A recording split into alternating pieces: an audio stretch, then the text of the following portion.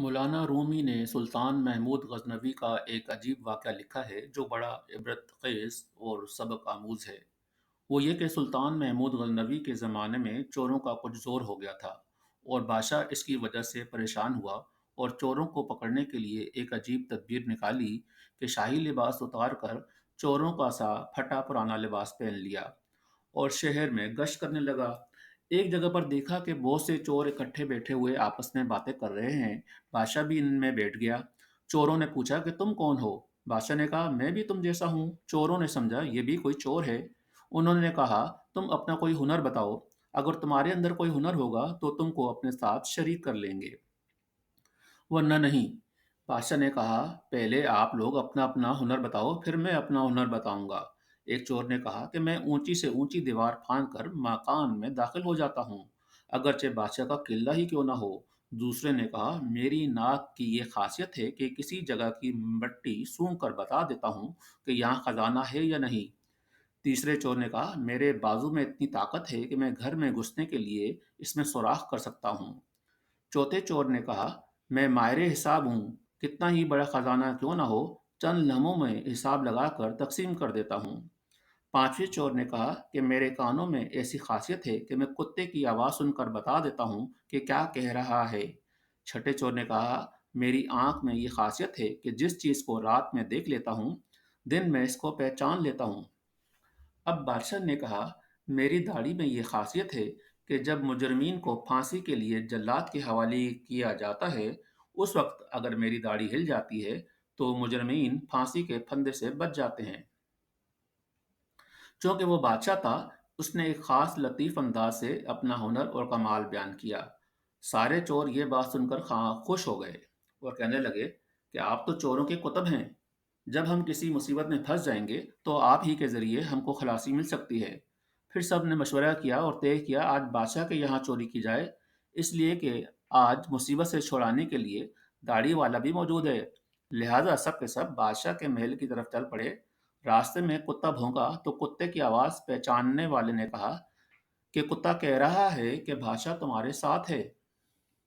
لیکن چور پھر بھی چوری کے ارادے سے باز نہ آئے اور بادشاہ کے یہاں چوری کر ڈالی اور خزانہ لوٹ لیا، اور جنگل کی طرف آئے اور وہاں بیٹھ کر ماہر حساب نے حساب لگا کر چند منٹوں میں سب کو تقسیم کر دیا۔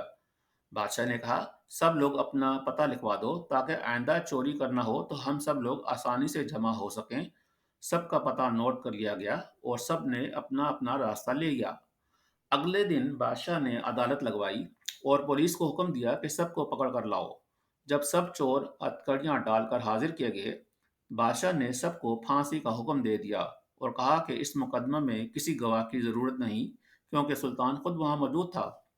یہاں ایک بات عرض کرتا ہوں کہ اسی طرح قیامت کے دن اللہ کو کسی گواہ کی ضرورت نہیں ہوگی، اس لیے کہ تم جہاں بھی ہو وہ تمہارے ساتھ ہے۔ اگر تم دو ہو تو تیسرا خدا ہے، چار ہو تو پانچواں خدا ہے۔ تم جو بھی کرتے ہو تو اللہ سب دیکھتا ہے۔ اللہ کو کسی گواہ کی ضرورت نہیں۔ اس کے باوجود قیامت کے دن بندوں پر اتمام حجت کرنے کے لیے ہاتھوں اور پیروں کی، فرشتوں کی اور صحیفہ اعمال کی گواہی ہوگی۔ الغرض جب چھ کے چھ چور پھانسی کے تختہ پر کھڑے ہو گئے تو وہ چور جو آنکھوں کی خاصیت والا تھا اس نے بادشاہ کو پہچان لیا کہ یہ وہی شخص ہے جو رات ہمارے ساتھ تھا۔ وہ تختہ دار سے چلایا کہ حضور کچھ دیر کے لیے امان دی جائے اور آپ سے تنہائی کا موقع دیا جائے۔